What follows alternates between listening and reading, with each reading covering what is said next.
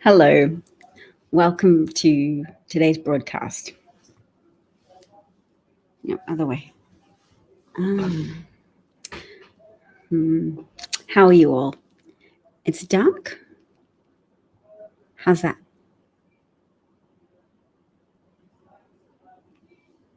Or that? Too dark?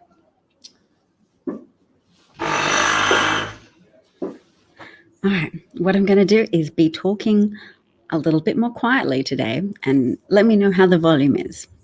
The reason I'm talking quietly is because my husband is also on a work call. Hey, but the news is just too interesting for me to not be on a broadcast right now. It's okay. That's good to know. So we have multiple things going on at the moment. Let's do a check-in. Let's do a roll call. How are you all? Hi, Alan, Mr. Ed, Fossil Hunter, and Alan also on YouTube. That's cool that you were watching from two different outlets, Alan, and it helps, I think. It helps drive an algorithm that says somebody's talking, it might be worth listening to. There's so much to talk about.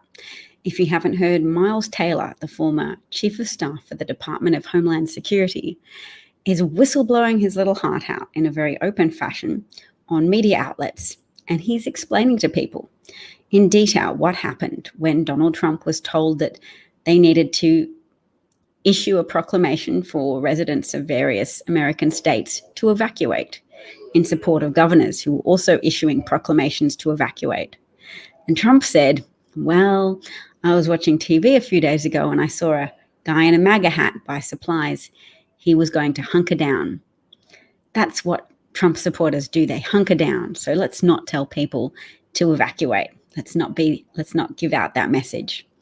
And there was silence for a while, and eventually some senior official decided to tell Trump there could be a lot of MAGA voters who die if we don't support the governors in this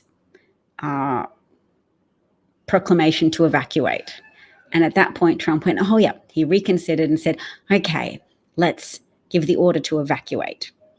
Now, the key thing here is to extrapolate from that and say this reinforces why so many Americans are contracting COVID-19, are suffering at the hands of administration that thought better of having a national strategy to combat the pandemic and to prevent American deaths and American suffering.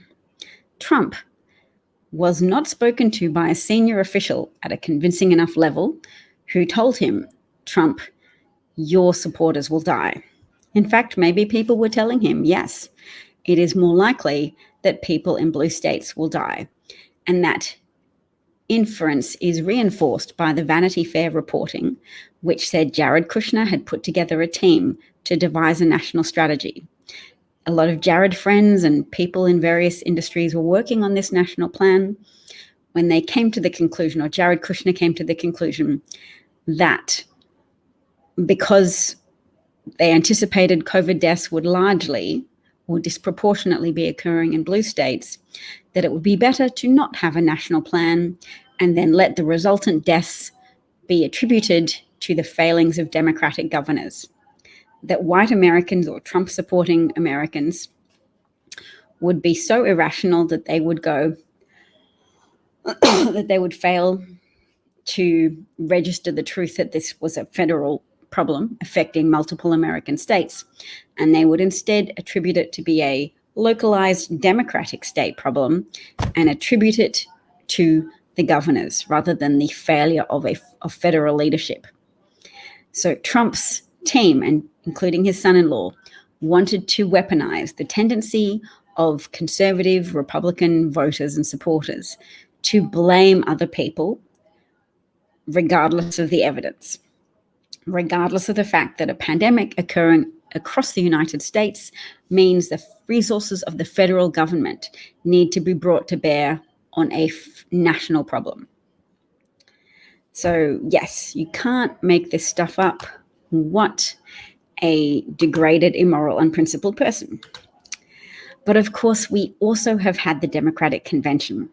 So there's some uplifting things to talk about. Obama told everybody in a speech that I couldn't tear my eyes off that democracy is not transactional. You don't give someone your vote and then they return the favor by solving all of the problems for you.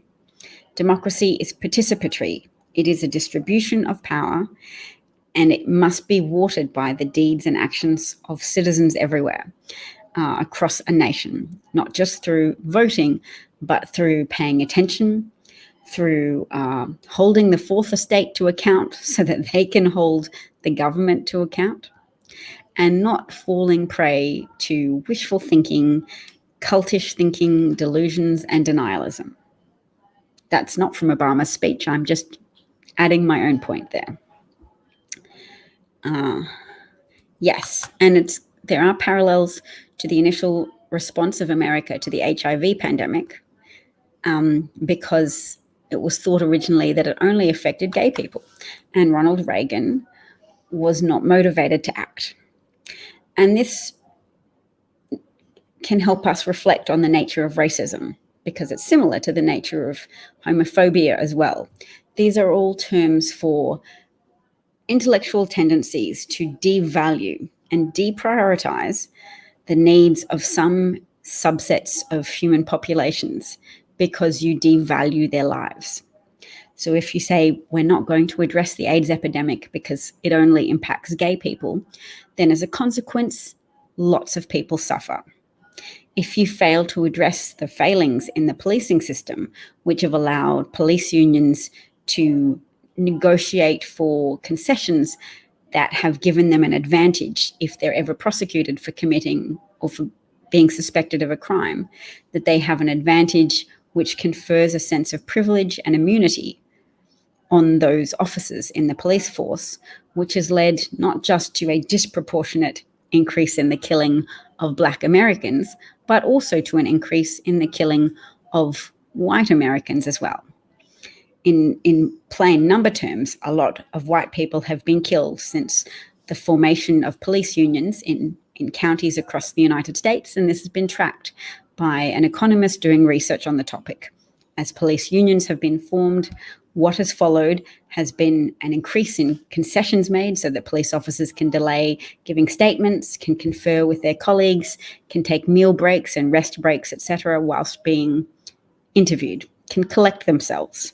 Privileges not afforded to your average citizen, which has made it more attractive for them to exercise an overabundance of caution and a embrace of racially motivated violence, so that more Americans have been killed, but primarily that increase has come at the expense of Black Americans.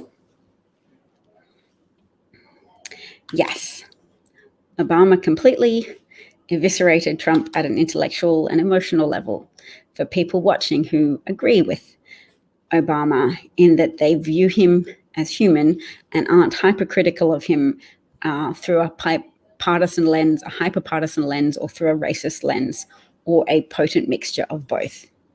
So if you can't bring yourself to listen to Obama objectively, then I'm sure that speech didn't resonate with you. But if you have a heart and ears and even a small capacity to accept Obama as a former leader of the United States and worthy of attention and respect, at least a measure of respect, then his message hopefully was an awakening to people of the seriousness of the current situation, of the continuing erosions of democratic institutions and processes occurring under Trump, and of the necessity for action and commitment to ongoing action. So Obama said it's very important to make a plan of how you're going to vote, and to ask your family and friends if they have a plan, if they need help with their plan, so that people are registered to vote and vote early. Thank you, Cosmic Rose, and hi, Norma Jean as well. Hello, hello.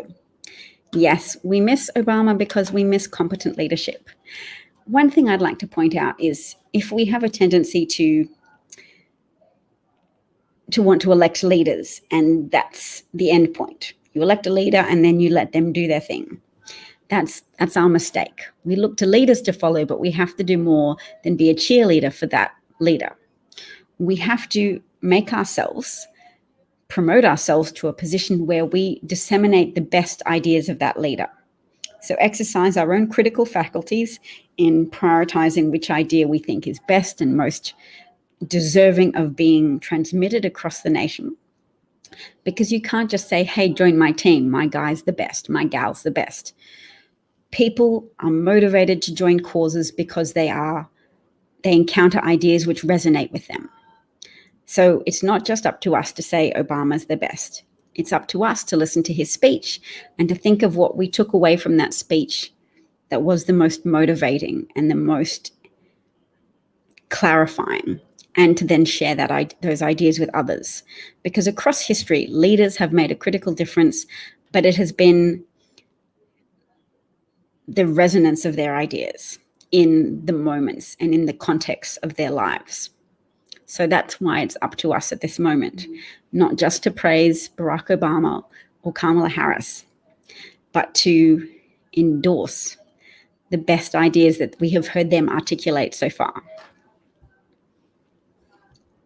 All right, so what I'm going to do now is we're going to have a little listen to Miles Taylor, who is a former Chief of Staff to the Department of Homeland Security, and he has some things to say. As John said yesterday, the president has always said he'll see what happens. Oops. After the election. He'll make a determination in the aftermath. That's not how democracy works.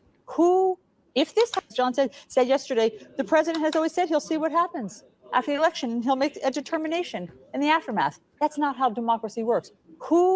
If this happens, because he's signaling it will, who is going to get him out of the White House? What is going to happen in that case? Well, I'm really hesitant to speculate about whether we got to a circumstance that the president physically would refuse to leave the building. I think that's almost too terrifying for us to talk about. But, certainly there are folks giving that consideration in various corners of the U.S. government and elsewhere. But what we've learned is this from Donald Trump. And what I learned in my time is that when disaster strikes, whatever kind of disaster it is, we get a 2-for-1 deal with Donald Trump. What do I mean by that? Whether it's a hurricane, whether it's nationwide civil unrest, or whether it's a contested election. When there's a disaster, we not only have the American people worried about that immediate danger and threat of the incident, we also have them worried about the president himself. This would happen consistently. I can remember one time we went to brief the president about a big storm system that was coming into the United States. Americans were worried enough about potential loss of life and damage. And the president, I remember he looked at me on the couch and he said to me, as we were trying to convince him he needed to tell Americans to evacuate, he said, well, I was watching TV the other day and there was a guy with a MAGA hat in a grocery store parking lot and he was stocking up for the hurricane. And he said, I thought that was wonderful. That's what Trump supporters do. They hunker down and they ride it out. And I'm going to tell people to ride this thing out. We were stunned. Everyone in the Oval Office was in silence. And thank God someone spoke up. I won't say who it is because this is all about the president. And I'm not trying to call out former colleagues. But someone actually jumped in and said a good thing, said, Mr. President, if that storm hits and your supporters don't evacuate, we might have a harder time winning those states. You don't want to lose your voters to a hurricane that destroys their homes and maybe even kills them. And the president said, you know what? You're absolutely right. Let's tell them to evacuate. That's what it took. It took telling the president that his supporters might die to get him convinced that he should probably support the governor's call for widespread evacuations. Really? I mean, you have to frame it in terms of how many MAGA supporters will be affected or hurt, and that's what gets him to pay attention. That's what it took in a hurricane? John, that's not even a joke. Not a piece of that was hyperbole. That was almost verbatim how that conversation played out. I walked out and was just stunned. But of course, you try not to convey that to too many people. If I'd gone and told our FEMA senior leadership that day that that's what the president had said, it would have been a huge distraction for their mission. But that's why I left this administration. Again, I can't say it enough, with this idea that when disaster strikes, you get a 2-for-1 deal with Donald Trump. You get the threat itself, but you also have the threat of the president who's incapable of dealing with those situations. So that was Miles Taylor telling that story, and he is a former Chief of Staff of the Department of Homeland Security. So there are multiple photos of Miles Taylor in the Oval Office, seated next to Kirstjen Nielsen when she was the head of the Secretary of Homeland Security, etc. So that's if you're asking for the evidence. There is significant evidence that Miles Taylor was in the right place, was close to the president, was part of a group of people offering the president briefings in relation to threats. So he has a master's in international relations and political philosophy, etc. Yes, the run-up to the election is going to be chock full of revelations of Trump administration transgressions, likely because the tide may be turning in that the number of people that Trump has essentially condemned to death and suffering through his willful mishandling of the coronavirus pandemic may have helped persuade some people that there is effectively a war on against the American people on the part of the president. That he is not just failing to act in the best interests of the American people, but that he is actively undermining public safety messaging, which is increasing the likelihood that Americans will die, and that a historically large number of Americans have already died as a consequence of Trump's malevolent neglect. And yes, getting to this point, Bannon was arrested today for wire fraud and some other charges, together with 4 other people who coordinated the Buy Your Own Wall Fund. What was it called? Build a Wall Fund. They abused Donald Trump supporters who were gullible enough to believe that they could pay a private individual money and that he would be able to organize a federal structure, the building of a federal structure of a wall. People so conditioned to believe that the true threat to the United States is from people of color coming across the southern border into the United States, failing to recognize.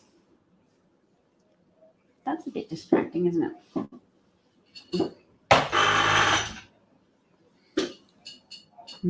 Still not perfect, but better.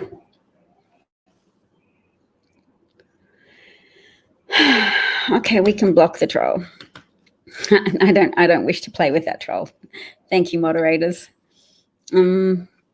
Yes, so Steve Bannon was involved in that, which is extraordinary. At some point, Steve Bannon occupied a significant position in the White House, but I've forgotten what. Was he chief of staff? I do remember that Saturday Night Live used to position Steve Bannon as the real president with Donald Trump, the carnival barker, to the side.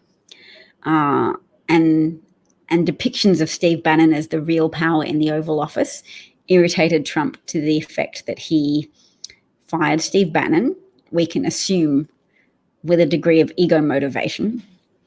And of course, Trump meltdown is trending because he's been live tweeting the Democratic National Convention.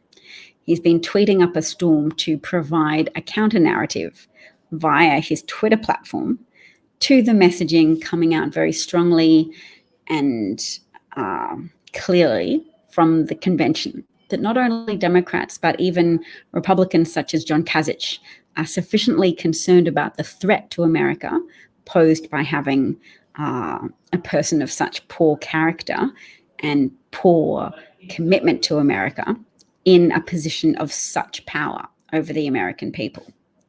So people might talk about the effects of the virus, but hopefully enough people are beginning to intuit that it's not just the virus wreaking havoc on the American people, it's Donald Trump's unleashing of the virus, because it could have been contained at an earlier stage. Donald Trump has intelligence agencies that cost billions of dollars to maintain. America is a leading superpower, and Donald Trump had people advising him of the risk of the pandemic. So if we extrapolate from Miles Taylor's story, where Trump was disinterested in helping to save American lives because he thought it would look more in concordance with MAGA values if he didn't tell people to evacuate, because he would look tougher and more like he promotes hunkering down because that's the strong, manly thing to do in the face of a hurricane. Trump similarly didn't want to be seen to be taking action in preparation for the pandemic.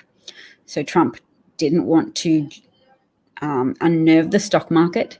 He refused invitations to expand domestic production of N95 masks, the highest filtering quality masks that are needed often during respiratory pandemics, and that you had an American businessman contacting the White House and saying, it's really important, I'm the only domestic producer of these masks. If you give me a contract and a commitment, then I will be able to fund or borrow on the strength of that contract to step up my capabilities of production and manufacture more of these really important masks. And then we'll be able to equip hospital professionals and doctors, not only so that they won't themselves be infected, but that they will be to mitigate against the risk of health professionals spreading the disease. So SARS was a respiratory pandemic, and it was concluded after that masks could be a helpful factor. And Dr. Fauci has admitted that his initial recommendation to not wear masks was in part motivated by a desire to preserve any available masks for America's health professionals. That there was a concern that if the public believed that they should wear masks to protect themselves, that would deplete the scarce supply of masks. So Trump at every turn has failed to mitigate the risks to the United States and failed to act in a concerted fashion when the opportunity to prevent great damage was greatest. It's much harder to capture a horse that has fled the stable. And Trump, when it was his moment to look after the American people and to act like a leader, he couldn't do it. He couldn't bring himself to rise to the challenge of a threat to the American people and a threat to the livelihoods of American people.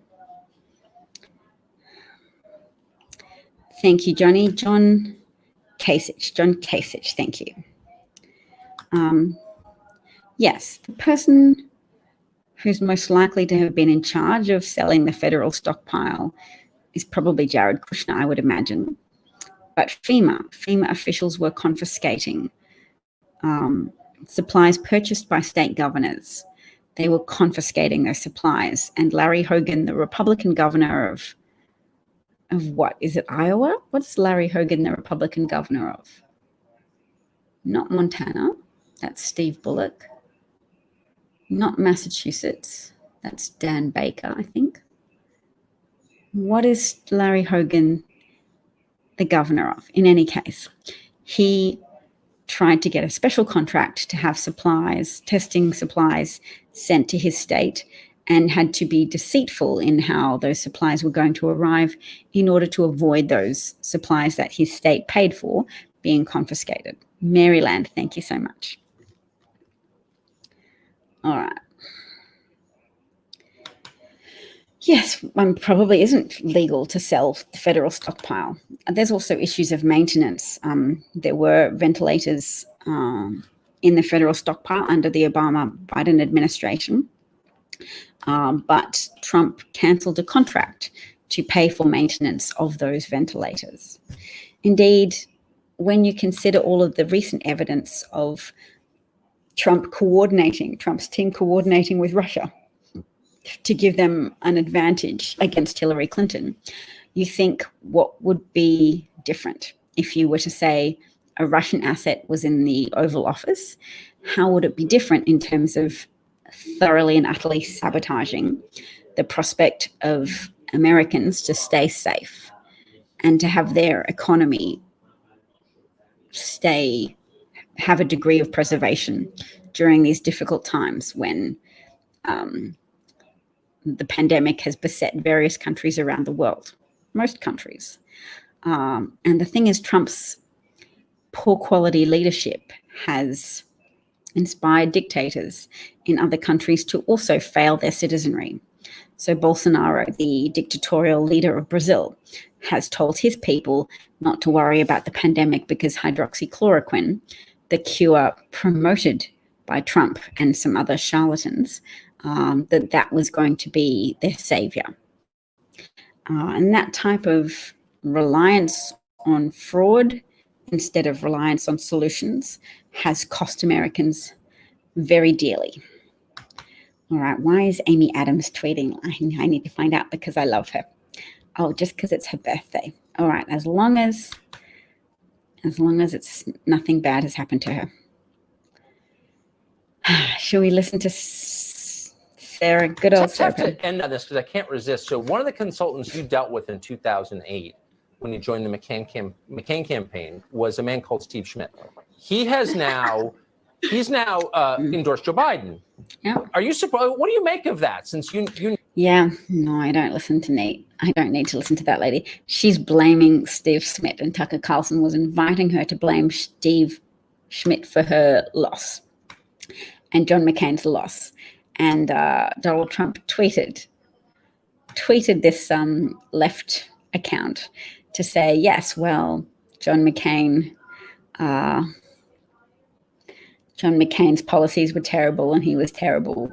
But, maybe they would have done better if Sarah Palin hadn't been sabotaged from by Steve Schmidt, who was a very committed Republican consultant at the time.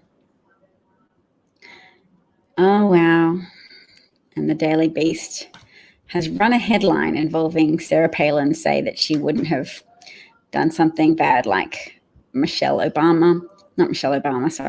Harris.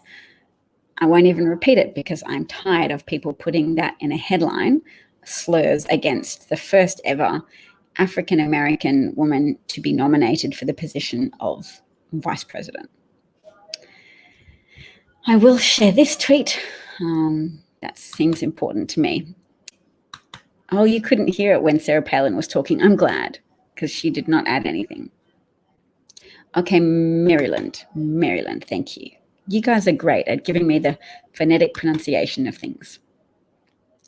And yes, Michelle Obama's speech was amazing as well. And Kamala is a rock star. It's nice to have something to celebrate, isn't it? Nice to have a little bit of restorative well-being, restorative sense of pride in the products of American society, namely the kick-ass people who are involved in the upper echelons of the Democratic Party. Thank you, Kamala Harris. What's wrong with the shame? Who's getting shamed? Are you talking about? Oh, not me, not the viewers. You're talking about the disparaging remarks against Kamala Harris. Yes. Well, that's our calling, isn't it? Every era has its challenges. And was it Obama who said, or Kamala who said, from our challenges, we must derive purpose. So our challenges are that residual racism, which we now know to be quite prevalent in the United States and in other countries. Residual and prevalent racism allows people to violate norms in relation to Black women. And the norm they're violating is you don't normally put the libel in the headline. So they're printing libelous things about Kamala and pretending that it's just news. Oh, it's news. Somebody said this really libelous and insulting thing about Kamala Harris. So we just have to put it in the headline so you're exposed to it over and over again so that we are openly besmirching her over and over again. Oh, and Alan's brought up this last piece of critical developments from today, which is a federal judge. So I'm sure Trump is going to pursue this to the Supreme Court because he's still hoping that his safety blanket of the corrupt Brett Kavanaugh and combination of his appointed Gorsuch will save him, or at least that he will benefit from delaying as much as he can. So will it proceed past the federal judge? A federal judge has said, no, Trump cannot bring a halt to Cyrus Vance's, who's the Manhattan DA, district attorney, his efforts to subpoena Trump's financial records. And of course, we learned that Cy Vance already has had some of those financial records since 2019, so for at least half a year. And what type of financial records did he have? Mazars was it Mazars or Deutsche Bank that was cooperating? It might have been Deutsche Bank. Either way, Deutsche Bank lent Trump money and as a consequence had copies of his financial records. And Mazars is Trump's accounting firm. And you need both because you need to confirm that there were discrepancies in how Trump represented his financial affairs in order to prove that he was defrauding the taxation office and that he was also defrauding the bankers that he was making loan applications to. He was inflating his assets when applying for loans and deflating the representation of his assets when claiming losses and the need to minimize tax.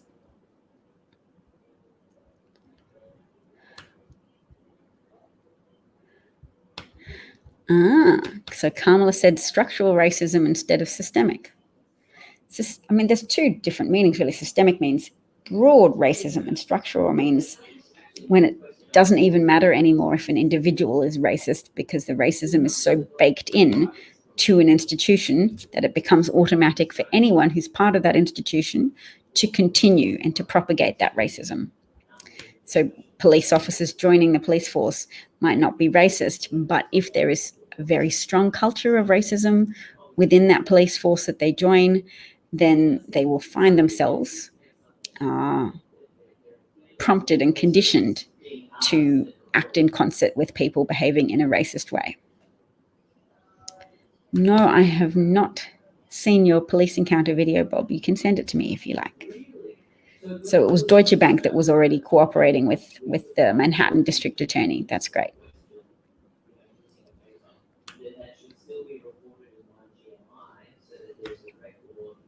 You sent it? I have not seen it in DM. It might have been blocked. You might need to send it again, Bob. Obama rocked last night. Yes, he did. All right, let's have a look at some more things. This is an interesting point. When someone makes a point that's centering whiteness or overpraising white people for things whilst disregarding or under-promoting the accomplishments of Black people, that an example of that is in the amount of praise lavished upon Elizabeth Warren for being seated in a classroom and having blocks that spelt out BLM on stage behind her, when there was also a Black female vice president making a speech at that same convention who openly referenced Black Lives Mattering and named George Floyd and named Breonna Taylor. So that's just really an interesting point to make so that I can go away and see where I might be tempted to center the achievements of white people and to ask myself, am I disregarding commensurate achievements, equal achievements by Black people who deserve attention for what they have accomplished and what they have done?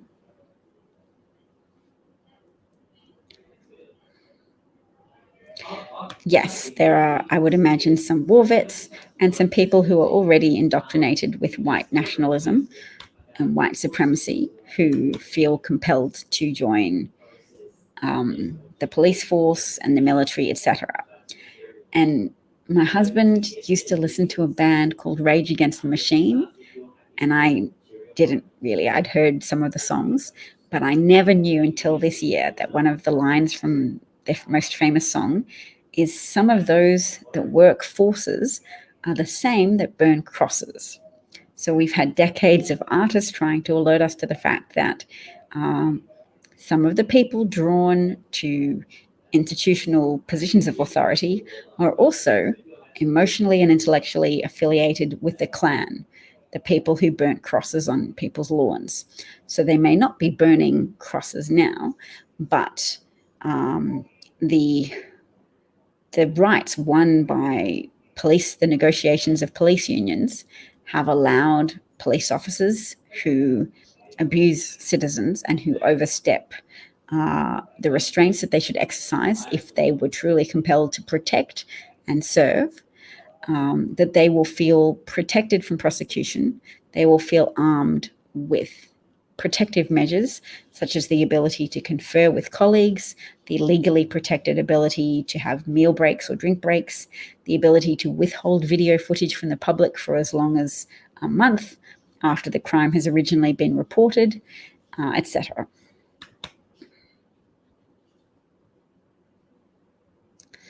No, I checked my messages and I didn't have any unsent messages from you, so I will check again though.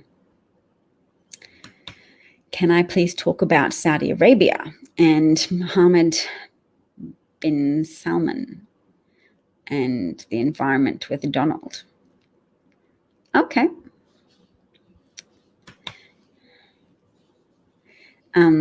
I think the whole point of qualified immunity is that if police break the law, they have additional protections from the consequences of the law.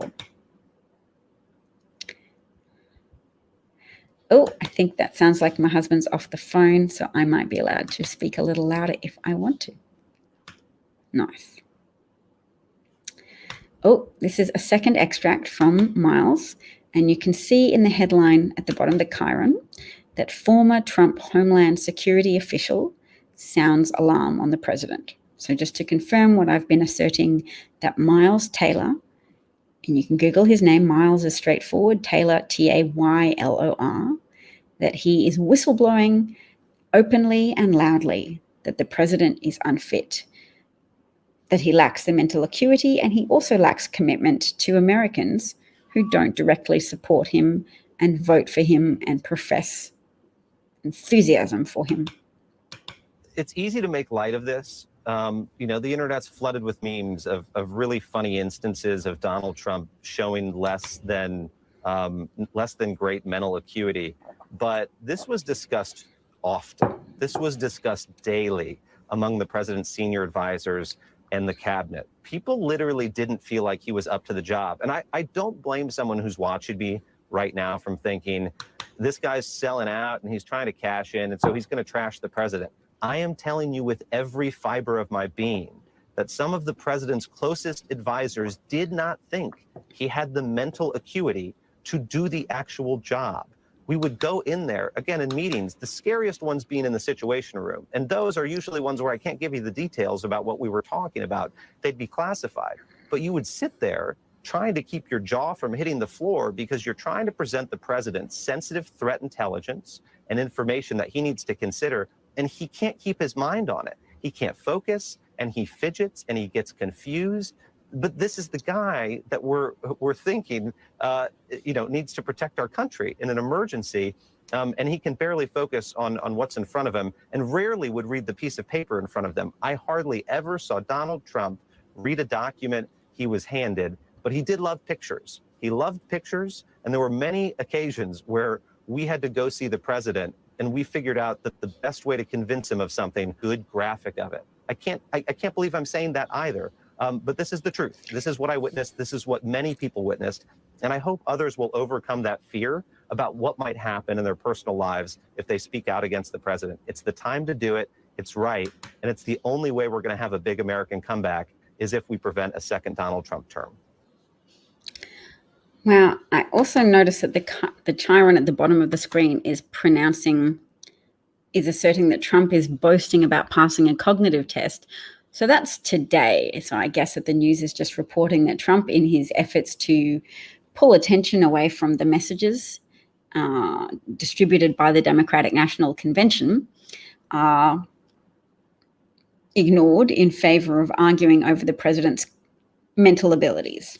I guess he presumes that's a more fruitful topic of conversation for him than the more specific call to action from the Democrats saying this is a critical election and you need a plan to vote and you need to do so to protect your country because this man is degrading your institutions, and this man and his enablers, i.e. Republican senators and Republican House representatives and Republican voters, are protecting a man rather than admit that they were wrong.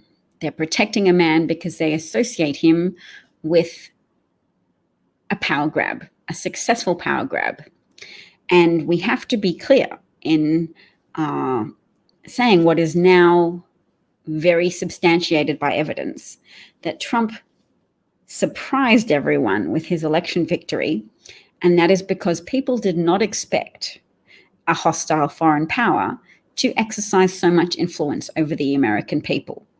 People were crying the day after Trump's election, not because they're snowflakes, but because their understanding of their world were overturned, because they did not know at that point that the American collective conscience was being white-anted by concerted efforts, not only by Russians, but by American citizens who opened the door to help Russians, by Paul Manafort, who coordinated, collaborated, and acted in concerted fashion with Konstantin Kilimnik, a Russian intelligence agent, a Russian intelligence officer. He gave highly valuable GOP internal polling data. And I've seen threads from polling pollsters on Twitter who have said, this stuff costs a lot of money. You have to poll a lot of people. You have to have a lot of work done. And once you get it, it's treasured and it's valued. And Paul Manafort handed that over to an agent of a government that is hostile, that is opposed to American geopolitical might, that is opposed to American functionality as a society, that is opposed to American success and advancement, and also American stability. So the goal of Putin and his government, which effectively operate as a mafia state, where wealth is disproportionately shunted over to the wealthy and the well-connected, to the Putin connected, to the Russian mob connected. Putin's agenda was to undermine American stability, was to have more Americans die and more American wealth evaporate and more American employment opportunities dissipate into the dust.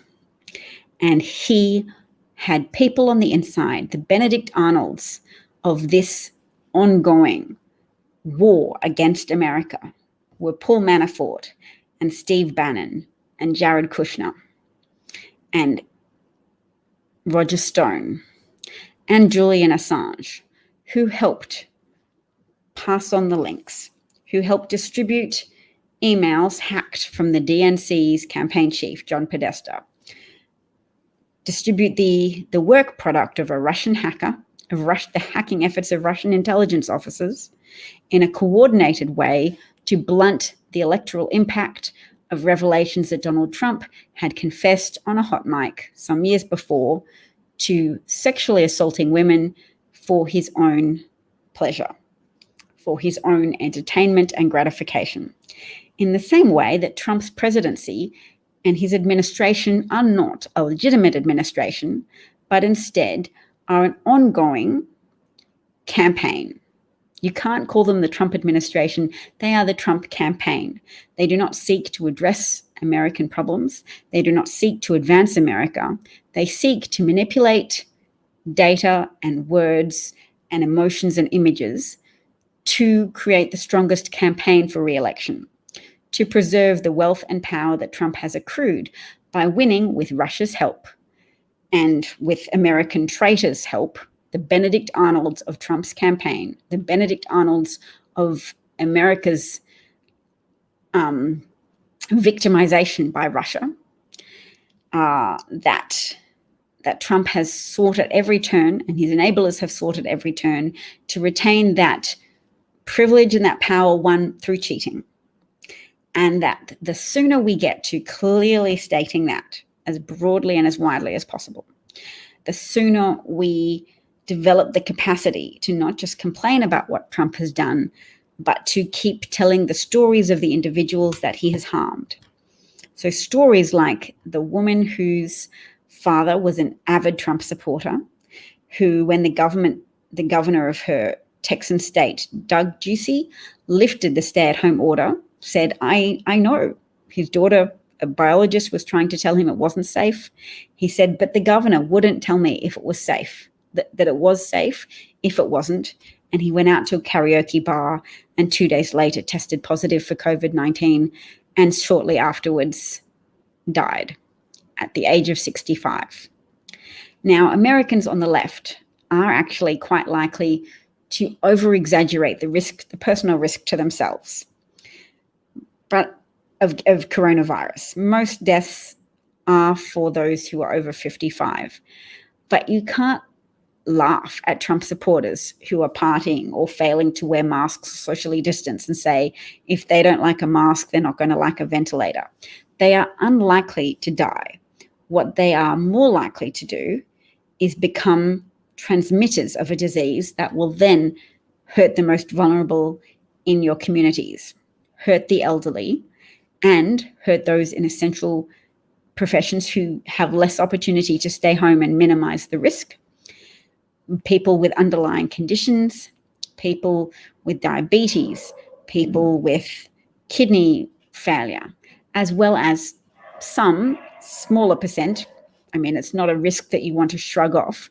Maybe 3% of people under 30 who will potentially die from the disease.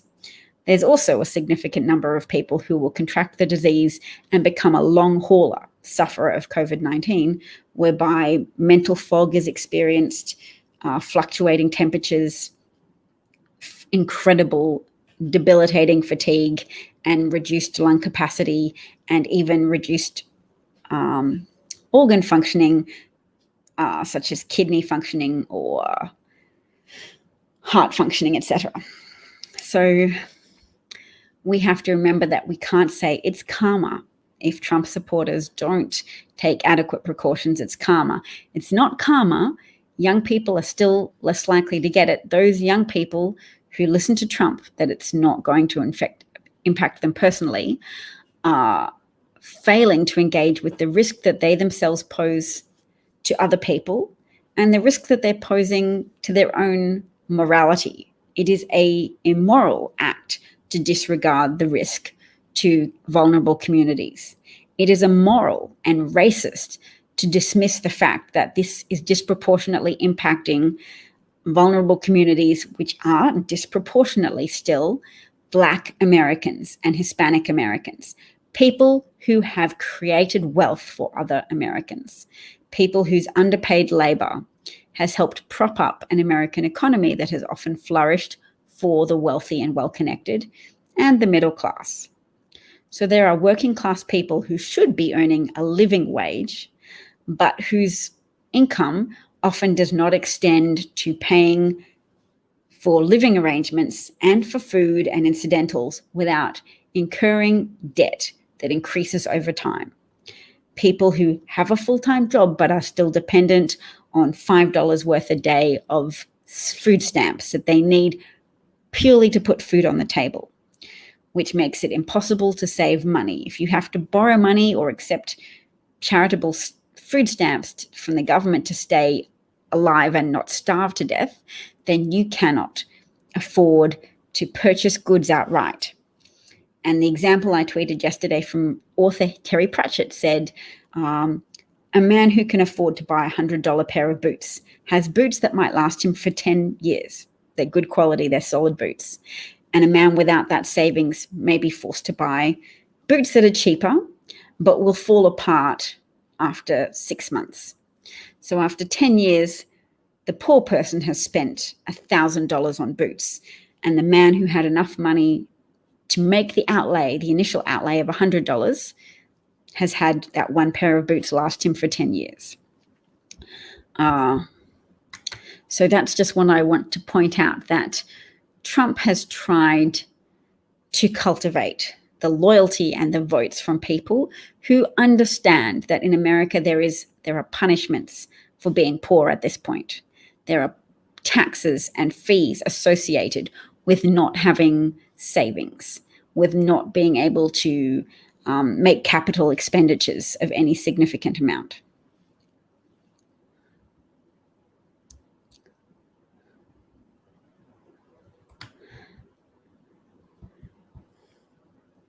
Just referencing the comments because I haven't been checked.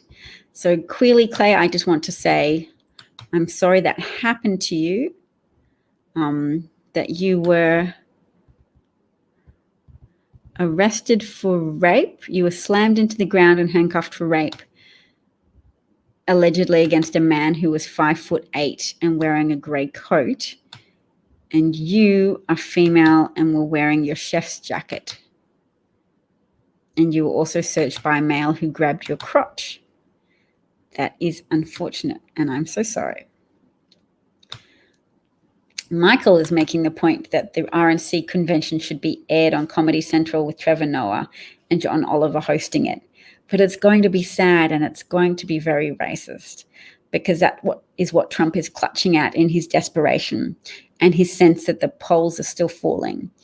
I believe that it has tightened some polls, that Trump is having some success on social media and particularly Facebook by circulating videos of the most extreme elements of people on the far left or anarchists. I'm sure there's an element of infiltration and subversion by right-wing accelerationists who want to enact violence against the state and have the goal of accelerating a civil war that they feel is inevitable, hence the term accelerationists. But there are some on the left who also just like setting fire to federal buildings because they're anarchists and they're inherently opposed to institutions, or they're inherently opposed to institutions within a capitalist system. So they do break windows and set fire to things on occasion. And Trump can win over, or at least prevent attrition from the ranks of independents who might be querying Trump's suitability for office. So that's a bit unfortunate. I would love to have some sway over the far left and tell them, yes, we need to fight fascism. We don't need to fight fascism in the streets right now because you are just creating content for the Trump campaign. If you protested during the day, or you at least adhered more to the principles of nonviolent protest, as per Dr. Martin Luther King, as per the heroes of the civil rights movement, then perhaps you would be generating less dark, scary-looking, fire, anarchistic content for Trump campaigns and for Trump to shore up support. Because at the moment, we don't just need Trump to lose, we need Trump to lose so convincingly that we overcome the impact of Democrats voting by mail and Republicans being more likely to vote in person. Because if voting by mail takes longer to count, and I don't know, does it? Votes by mail probably come in after the original tabulations of in-person voting. So it might go, oh, Trump's won because all of the first reporting of the in-person votes say at this point Trump is winning. And then Trump will say, oh, it's cheating that they're later on counting the mail votes, and they're suddenly producing results to say, actually, Joe Biden's won the election. You can imagine that that's what Trump will try and do, because even if he loses, he doesn't want to lose the sympathy of all of his supporters. He still wants them to be making trouble on his behalf, to say, don't you dare arrest me. Don't you dare arrest our beloved leader, Trump. Don't you dare charge him with state crimes. Don't you dare bring up all of the things that were in the Mueller report and hinted at, but that Mueller said you can't charge a sitting president at the direction of the Office of Legal Counsel memo of 1974. Therefore, I should not even suggest that the president might be guilty of these crimes because he can't defend himself in court, because I can't prosecute him because a Nixon era Office of Legal Counsel memo says no, no, no, no, no, no, no. Yes, that's a very good point, Norma Jean. The greatest impact that Russian intelligence officers had at Putin's request on the outcomes of the American election in 2016 was a voter suppressive effort, was convincing African Americans not to vote by bombarding them, according to their Facebook information, with whatever would most resonate with them against Hillary Clinton. So if they support Black Lives Matter, then bombarding them with statements to say Hillary Clinton is racist and that when she referred to super predators, that just meant she was targeting black males. Don't vote for her. Don't make the effort to overcome all of the obstacles that the Republican Party already put in your way to disenfranchise Black Americans, because they are so reliably, as a voting bloc, in favor of Democratic candidates.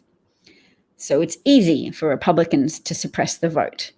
Not just racist, it's also very devious and unethical and criminal to purposefully target the African American population, because you know that they are more likely to vote Democrat.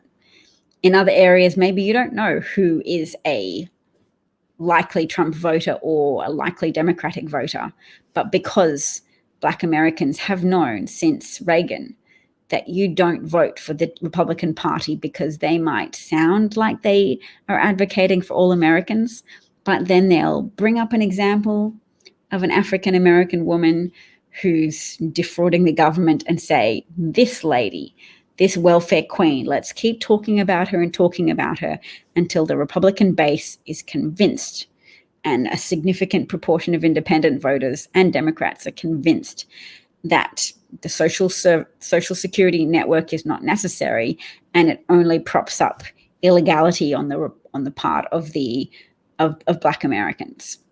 So Republicans might say, oh no, we didn't think our party was ever racist until Trump. There was racism, and if you talk to Black Americans or listen to them, they will tell you that Ronald Reagan was a big racist and that racism was a significant subtext of his campaigns and his administration.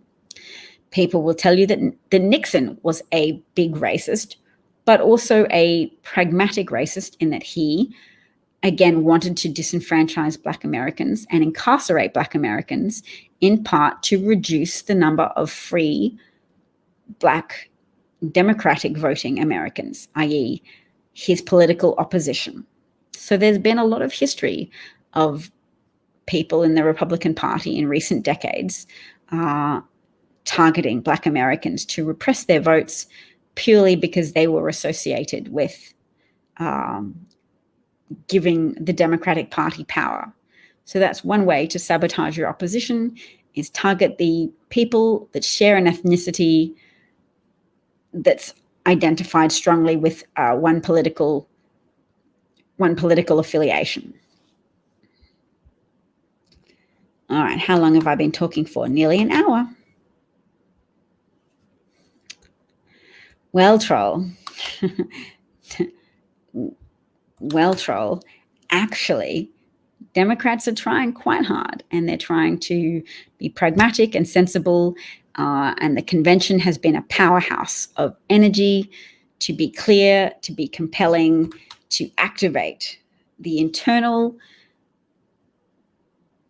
foot soldiers for democracy that voters are capable of being when the stakes are clearly communicated to them. Yes, thank you, Cosmic Rose. I wonder if they call themselves Cosmic on purpose to undermine you because of your activism on the internet.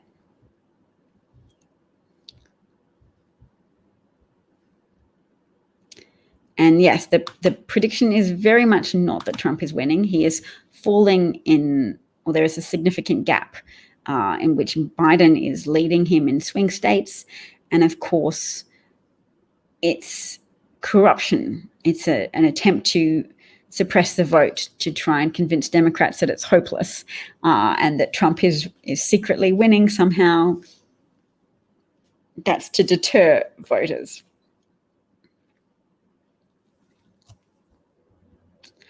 Oh, wow, this troll is a bit special. That's a bit special. DevKet is pure Jewish racism. There is no Democrat Republican. There's no political system, apparently, just Jewish manipulation. That's special. That's taking it to the next level. I mean, I often say that denialism is a problem. denialism of climate science, and currently denialism of the significance of COVID-19 and the threat that it poses to American communities and disproportionately to marginalized American communities, as well as to certain demographics such as people over 65. All right, I think we're done with some of these trolls. Thank you so much, moderators. Yes, John, last night was fabulous, wasn't it? Now, this troll does not appear to be a native speaker of English. So we can be sorry for them that they have to earn a pittance by seeking to disrupt American democracy. Maybe conditions are very bad in the country that they're in right now. Maybe they're trying to feed their children by whatever pitiful amount of rubles that they're paid to bring their poor command of the English language onto the internet to try and create a social context of an appearance of strength for Trump and an appearance of strength to the anti-Joe Biden arguments. He posted his family very early, but before it, Trump and some women talked about. I was talked about his misbehaving. He posts his family very early. It tells who Joe is. Go back to English grammar school, troll, but thank you for playing today. Some trolls post and then cancel before you can moderate them. Well, I'm glad you're a moderator, Norma Jean. Thank you for letting me know how that works.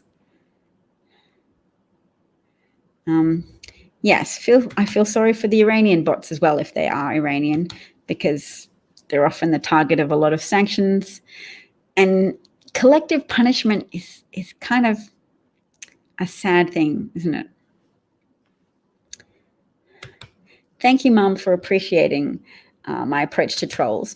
I do try and use their interjections as a prompt to reflect and to enhance our understanding of what might be motivating trolls or what perspective they're trying to push. Because when we increase our awareness of the strategies of undermining democracy, the strategies of undermining people's commitment to voting, or undermining their will to go and actively advocate for the Democratic Party, for our Obi-Wan Kenobi of the current space wars, Star Wars. Oh my gosh, we're literally in Star Wars trying to bring balance to the Force.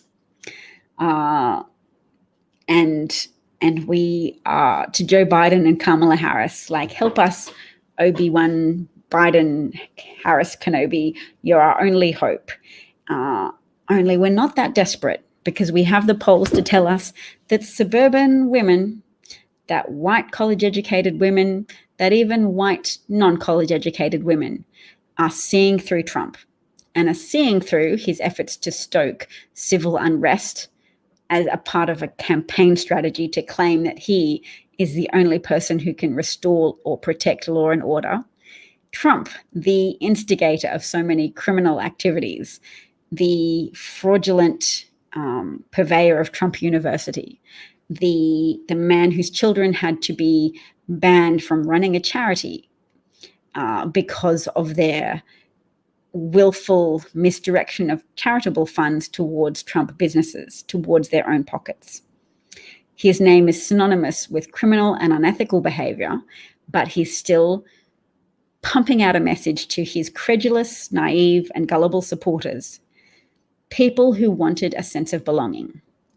Now, it's been a while since I shared data about this with people, and I'll go today, but tomorrow I'll share it with you again, that counties that voted for Trump had the highest rates of deaths of despair across America.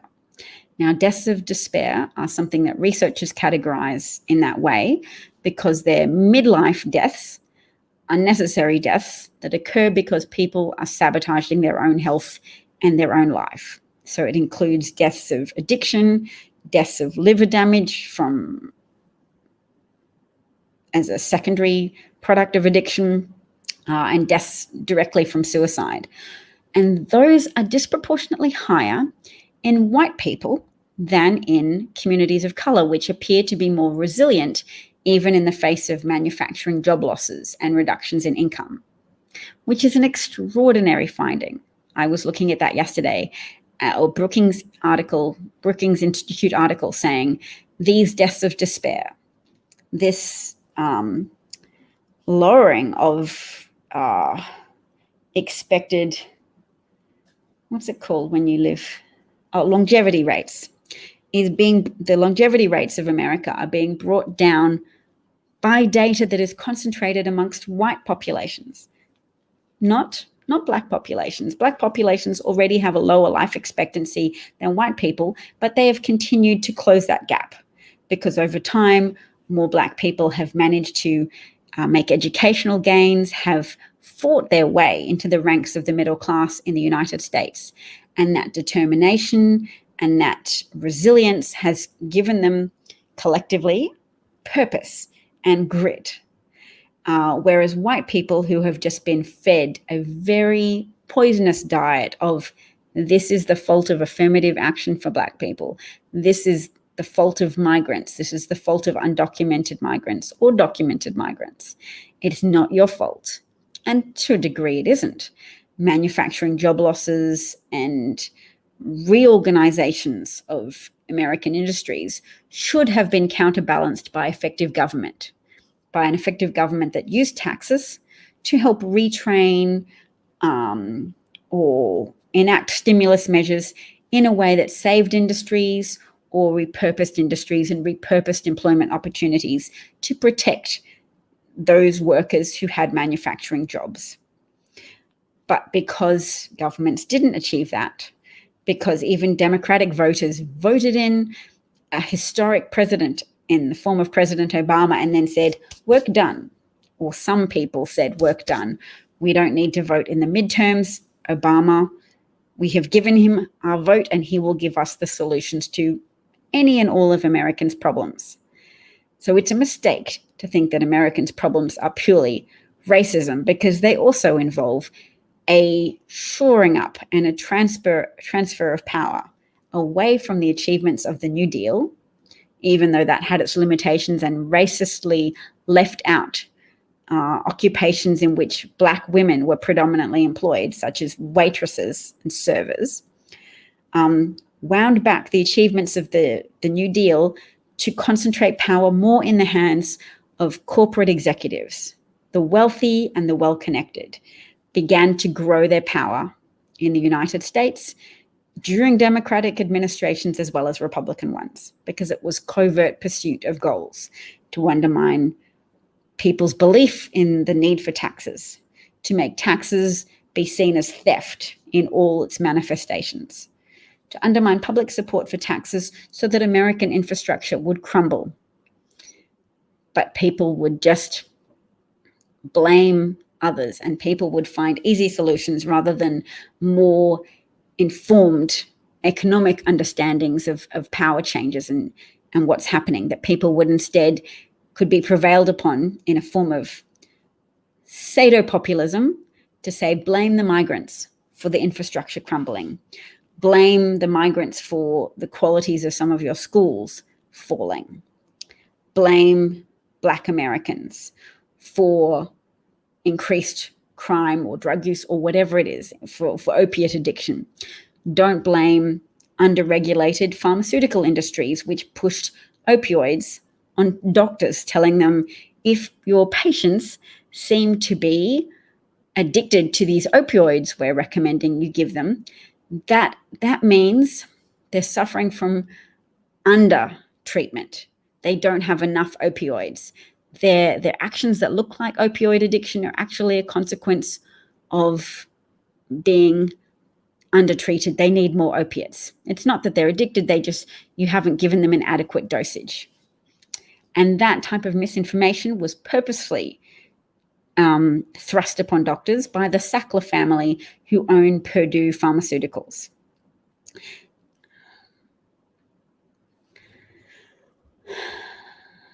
All right, let's check the comment section.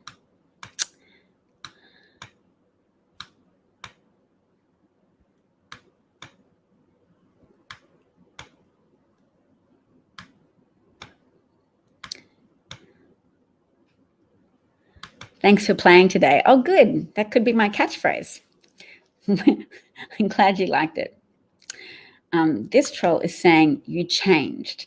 Oh, well, of course, people who followed along with this broadcast for the last 2 years will note note that I've completely changed in my affiliations and my loyalties. In fact, the only thing I've really changed is in my levels of engaging with systemic and structural racism. I've learned a lot about that. And yes, trolls do add to the view count, so they do help drive the algorithm that attracts more viewers to this broadcast. So in a way, we thank them. Turkish bots, interesting. New trolls this week because just as the DNC has an election budget, so too does Putin's army of bots, and so too would any malicious government or with malicious intentions towards undermining a global superpower, namely America. Jeff says, trolls are our comedy. Thank you, trolls. Alan's enjoyed the topics today. And Norma Jean saying a lot of Nazi-type trolls have 0 followers. What type of troll do we classify this guy as? Who is the we? We, the little army of Turkish, Moldovan, Russian bot farm occupants that earn their soda pop budget by pretending that Biden's support is not increasing. And his support is increasing as a function of the magnitude of the pandemic, which is still spreading across the United States, and the evidence of which is manifesting in ways that Trump is finding it difficult to control. So local papers such as the Miami Herald are getting data that's not fabricated data, like the data that's being given to Palantir, that data from hospitals that now no longer goes to the CDC, that now goes to a department in the Trump administration, and goes to Palantir, a Trump-supporting Peter Thiel-owned organization. And so the Miami Herald noted that 600 teachers in the Miami-Dade County of Florida in quarantine or infected. So there are details that are coming out, and sport will be one of those really difficult to hide areas where increasing infections are affecting the athletes and making it untenable for the sports to continue. Universities closing, that's going to impact on families, and it's going to be hard for independent voters with any residual degree of intellectual ability to engage with evidence to keep telling themselves the Trump promulgated lie that it's all the Democrats' fault, that some places want to safeguard America and some places want there to be shutdowns and mask mandates. So Trump support continues to erode on that front. It would be nice if we could minimize the activities of the Portland anarchists who predictably set fire to things when they can in the dark of night and create very moody and evocative images of fires and people in masks and police battles between protesters. And our sympathies will go out to the protesters we see being beaten by police officers, and I still circulate that footage so that people can know.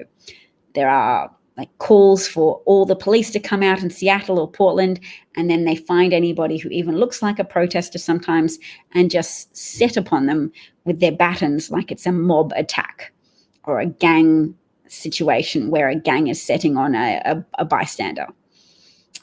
Yes, we need to know that, but it would be great if the protesters didn't think that they had to fight Trump on the streets of their suburbs at nighttime, because that's not really where you fight Trump. You fight Trump for hearts and minds of suburban women and disaffected independent voters who might have lent conservative, but who might be open to acknowledging that Trump's not the greatest and that the economy is not actually doing very well, who might be a little bit sensitive to what will likely be continuing revelations that the economy is not as strong as Trump pretends it is, and that Trump and his enablers have managed to paper over some of the evidence of how poorly the economy is doing by virtue of allowing people to have generous stimulus payments. But those stimulus payments have been reduced because of Republican arguments that having curtailed unemployment insurance payments will motivate people to go out and get the jobs that don't exist, because jobs are falling. Available jobs are falling still. And more people are filing for unemployment each week. So even though some jobs return, more jobs continue to evaporate. And the economic data is going to get worse. And my husband thinks it's likely, and I concur, that the current fever possessing the stock market and various investors is not a fever that can be sustained. We think at some point, sooner rather than later, that fever will break. Hard to say, because $1 trillion, over $1 trillion of your money has been pumped into the stock exchange, with the Federal Reserve buying corporate bonds, which is an action forbidden by its own charter, but they have chosen to disregard that charter and to work around it by using a third-party company to purchase those government bonds. It's deceitful. It's extraordinarily exploitative of the American public. It exploits their understanding by telling them everything's okay because the stock market's still okay. You don't need to worry about the economy. And the economy is a broad thing. People can look at their own circumstances and say, well, it's terrible where I am. But apparently, according to the stock market, in general, things are great. So Trump must be doing a good job. And sooner rather than later, my situation will improve and my community will undergo a revival, because the stock market's great. So Trump's doing everything right. Lots of trolls this week, but look at the numbers of the people watching this broadcast. Thanks, trolls. And yes, it will continue until November because their budget will be higher.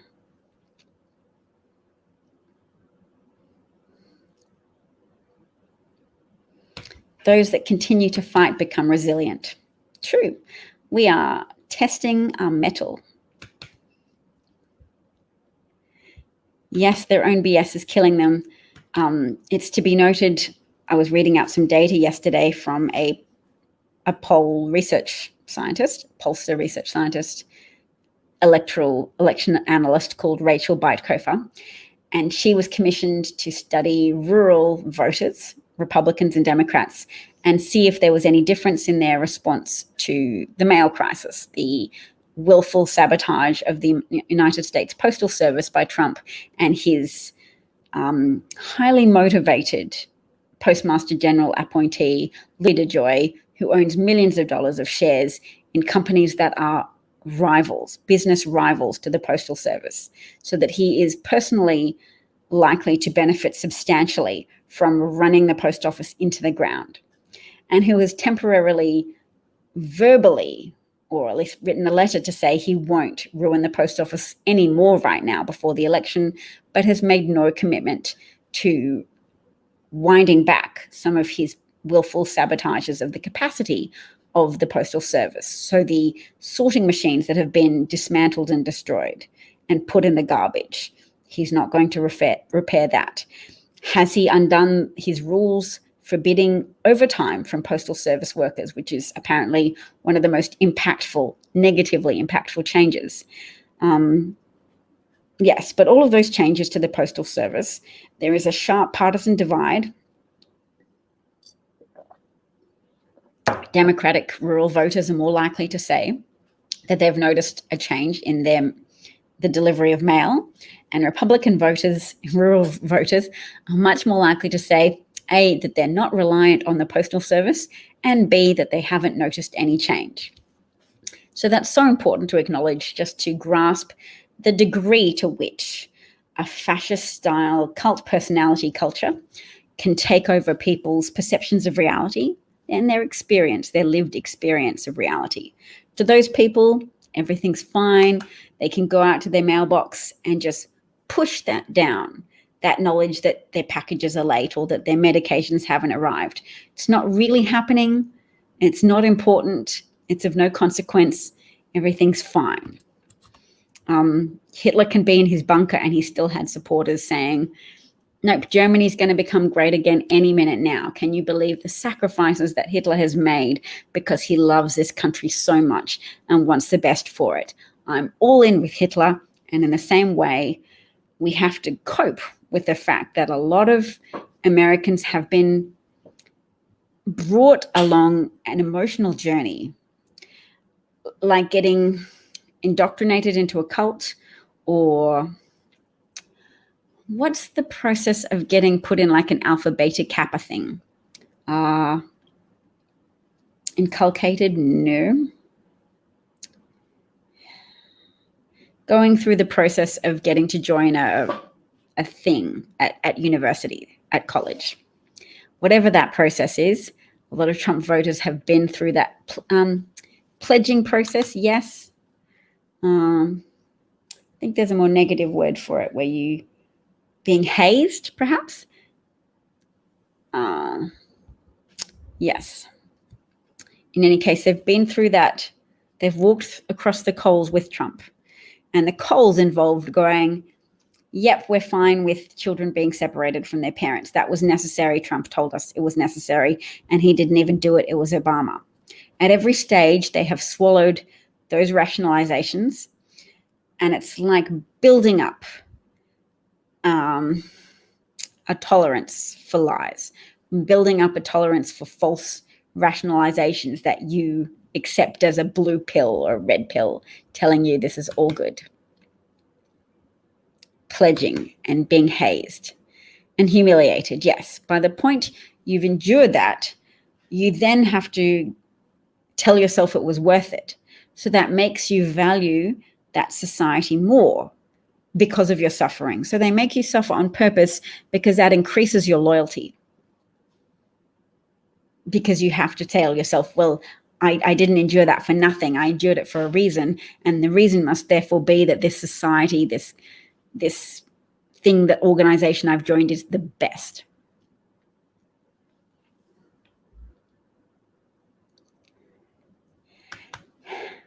Hey, thank you. I know which Chris you're talking about, and I'm gratified that you're joining in. Lovely. Yes, intellectual contortion.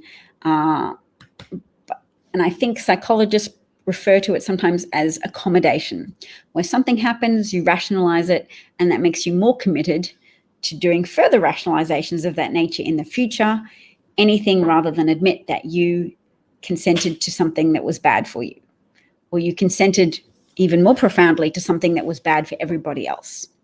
Imagine how painful it would be for Trump supporters to take a step back and look at the harm they've inflicted on their fellow citizens, at the absolute harm of a rampaging coronavirus, the 200,000 deaths. And yes, I'm calling it 200,000 because analysis of the death rates, the standard death rates, and the departure from those standard death rates suggests that there's another 50,000 deaths at least that are likely to be a consequence of the pandemic, but that haven't formally been attributed to coronavirus.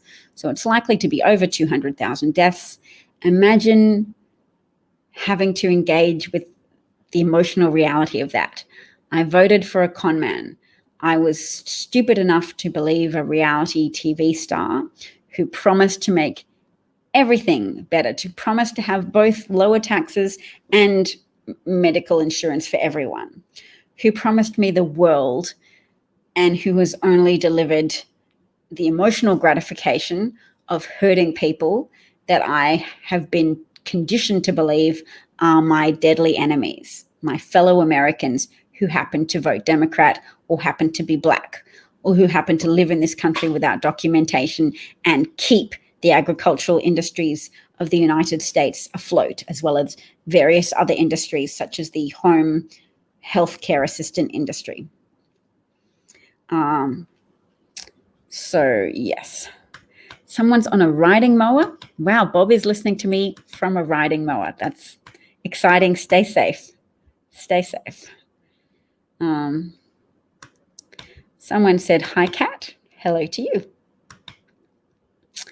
And yes, Trump and his ilk launder money. Absolutely. I would imagine that they've been able to conduct a lot of insider trading in which Trump lets people know that he's going to tweet and promote a boycott of some American firm or other, because he's done it a lot. People were collecting tweets of his today in which he has called for boycotts of places other than Goodyear. Goodyear is, I think, the only domestic manufacturer of tires, and Trump has called for people to not buy Goodyear tires. He's misrepresented Goodyear's training, which said, staff, please refrain from wearing openly politically affiliated attire for the Biden campaign or for the Trump campaign. And Trump has repeatedly misrepresented that as being Goodyear forbade MAGA hats. Only MAGA hats was his pronouncement. And therefore, all good Trump-loving people should not buy from Goodyear, which is likely to have an impact on their business. I think they have factories located in Ohio, but also somewhere else. Was it Iowa? Not quite sure. But those are swing states, potentially swing states this year. And those are voters who might go, why is this man, who are at least statistically more likely to have a thought in their heads, to cross their mind, why is this man purposefully jeopardizing the jobs of Americans? Is it true that Goodyear banned MAGA hats because it seems unusual for businesses to purposefully alienate some of their employees and some of their customers? All right. Oh, I've been talking for 1 hour and 26 minutes, so I'd better stop. Human being went on mailbox patrol this morning. Good for you. Alan's going to support Goodyear. Excellent. I did think it was a cute point that I heard that Trump even said he wanted to change the tires on the presidential limousine because they're Goodyear, but they're specifically customized tires made with Kevlar so that if the presidential limousine is shot at, they won't be less likely to puncture. Human being has been waving at postal workers. That's nice. It must be hard for them.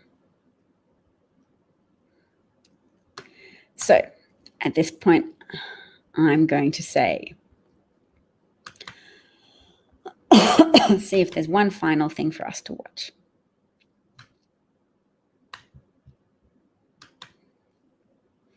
Oh, Pete Buttigieg noted that that's not how this democracy works. We, the people, will make the determination about who will be the president. But this is what Kayleigh McEnany had to say when asked, is the president saying that if he doesn't win this election, that he will not accept the results unless he wins? And Kayleigh McEnany is like, no, well, the president doesn't have to accept democratic results because the president will choose whether or not America is going forwards. That's clearly part of the powers of the executive branch to decide whether or not to accept the results of a democratic election. That's just clearly the way things are and the way that things should be. Clearly. Let's have a listen to how she puts it. The only way we lose this election is if the election is rigged. It begs the question, does the president believe there's any circumstance under which he could lose the election fairly?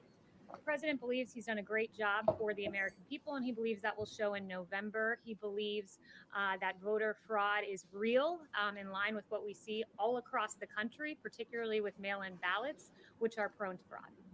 Yes, thanks very much, Kayleigh. 2 questions for you. Firstly, given the president's tweet on Goodyear and lashing out at them, is the Beast still going to be using Goodyear tires? I'm not going to comment on security matters. Okay, and then I want to follow up with a question that I asked the president last week, but he didn't answer. I asked him about QAnon, so I wanted to know, have you ever heard the president talk about QAnon, and what does he think of the conspiracy theory? No, I've never heard of that. There's a lot of media focus on that, but certainly never heard of that from the president. Yes. Kayleigh, just to follow up on what my colleague said over there with regard to the president saying, dang it, I've been rolling my eyes, but sorry, we'll start from the beginning. As if the election is rigged. I've been sitting here rolling my The eyes. said this week, the only way we lose this election is if the election is rigged. It begs the question, does the president believe there's any circumstance under which he could lose the election fairly? The president believes he's done a great job for the American people, and he believes that will show in November. He believes that voter fraud is real, in line with what we see all across the country, particularly with mail-in ballots, which are prone to fraud. Yes, thanks very much, Kaylee. Two questions for you. Firstly, given the president's tweet on Goodyear and lashing out at them, is the Beast still going to be using Goodyear tires? I'm not going to comment on security matters. Okay, and then I want to follow up with a question that I asked the president last week, but he didn't answer. I asked him about QAnon, so I wanted to know, have you ever heard the president talk about QAnon, and what does he think of the conspiracy theory? No, I've never heard of that. There's a lot of media focus on that, but certainly never heard of that from the president. Yes. Kaylee, just to follow up on what my colleague said over there with regard to the president saying, make sure to get out and vote because the only way we're going to lose this election is if the election is rigged. Is the president saying if he doesn't win this election that he will not accept the results unless he wins? The president has always said he'll see what happens. He'll see what happens. Am I going to win? Then it wasn't fraudulent. And if I don't win, I'm going to claim that it was fraudulent. So democratic. And make a determination in the aftermath. It's the same thing he said last November. He wants a free election, a fair election, and he wants confidence in the results of the election, particularly. He wants confidence, which is why he's undermining American confidence in the election by falsely claiming over and over again that there's evidence of widespread ballot fraud, which there isn't. The ballot fraud that has been discovered was in connection with Republican operatives in North Carolina, people who were harvesting votes, incompleted absentee ballots, and then taking them back to the headquarters of the Republican candidate and falsely filling them in and falsely witnessing them with their signatures. Fraud. That's the fraud, but that's not the type of fraud that Trump claims occurs. That's just Republican electoral fraud rather than voter fraud. It wasn't fraud that voters participated in. That was a Republican candidate at the election level. Electoral fraud. When you have states like Nevada doing mass mail out voting to their voting rolls, and when they tried this in the primary, it was a massive failure. Ballots were piled up in trash cans. Ballots were pinned to apartment doors. And they weren't ballots, were they? They were just incompleted ballots, because completed ballots have to have signatures that match, etc. Boards. And with that being the system, the president wants to take a hard look at this and make sure that these are fair election results and not subject to fraud. Yeah. So what's his plan? Just to sabotage the post office. People don't like that. The mail processing machines are in pieces in a dumpster, having been disassembled. Indeed. Why doesn't the press push back against this in person? It's difficult. We celebrate those reporters who do manage to do it. So there was SV Date. His Twitter account is SV Date. He's a political reporter for the Huffington Post. And he asked the president, how do you feel about all the lying that you've done to the American people over the last 3.5 years? All the deceptions. Trump said, who has done? And he said, you have done all the lying that you have done. Trump just ignored him. The thing about asking questions and interviewing liars is that there is a degree of inherent advantage for the liar because they are unconstrained by truth. So they do have the freedom to say anything. They don't have to remember correct answers. They don't have to be accountable to what they've said before. They don't have to ensure continuity of message. They can just say on the spot whatever lie they like now, because they have already told their followers to disregard the press, which is a key strategy of every authoritarian, every despot, every fascist leader over the recent course of human history where democracies have fallen into ruin. Firstly, there has been a charismatic cult leader saying the press is lying. Do not believe people who tell you anything about the harm and the wrongdoing that I am engaged in. Oh, Louis DeJoy is appearing before, is it tomorrow? That's exciting. Gotta go. Thanks, Craig. I'm going to. She is also a Sarah Sanders, yes. All right, everybody. Thanks so much for being with me today. I hope you enjoyed the broadcast. I look forward to speaking with you again on another time. And if you ever have any suggestions as to what we could cover or how we could change the show, let me know. Let me know. It's always good to have feedback. And yes, Paul Manafort's been convicted. George Papadopoulos has been convicted. Michael Flynn's been convicted. Michael Cohen's been convicted. Roger Stone's been convicted. Steve Bannon arrested. And Donald Trump impeached. That's my closing message for today. Peace out, everybody. Thank you. Thank you. Thanks for playing, Bob. Paul Revere has entered the chat for what it's worth. Excellent. Thanks, Alan. I'm glad it's a good day. Jeff says more singing next time, Jeff. Photo boy, I'm glad you enjoyed it. Many are getting arrested. Indeed. Thanks, everyone. Take care. All the best. Peace out.